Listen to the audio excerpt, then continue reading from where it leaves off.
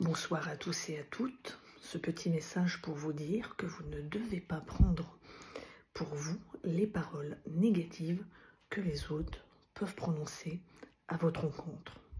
Ce sont souvent des paroles prononcées par des inconvertis ou des chrétiens mal affermis. Par exemple, les paroles négatives en ce qui concerne, par exemple, les maladies que le monde va considérer comme étant, par exemple, héréditaires.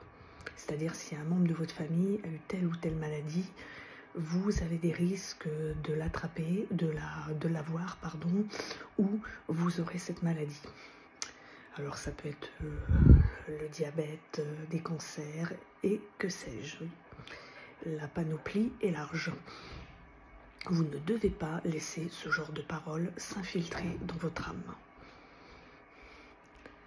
Car vous êtes un enfant de Dieu, une enfant de Dieu. Et vous devez savoir en qui vous croyez. Et bien souvent, nous ouvrons des portes au diable. Pourquoi? Parce que nous méconnaissons la puissance de Dieu. Nous n'avons pas la foi. Nous ne croyons pas à sa puissance. Donc du coup, ce genre de parole peut s'infiltrer en nous et nous commençons à avoir peur. Et c'est comme ça que la maladie peut se faire une place. Parce que vous ouvrez une porte au diable. Parce que vous êtes persuadé que, comme votre grand-mère a eu par exemple du diabète, vous allez forcément l'avoir. Donc vous commencez déjà à mijoter ça, vous faites des examens, etc. Ça ne veut pas dire que les examens c'est mauvais, et d'aller chez le médecin c'est mauvais. Attention, je n'ai jamais dit ça. Ou par exemple qu'à partir d'un certain âge, vous aurez forcément des lunettes, parce que vous serez forcément myope, ou astigmate, ou presbyte, et j'en passe. Non, vous devez refuser ça. Cela ne fait pas partie du pactage de la grâce. Ça ne vous appartient pas. Donc, refusez-le.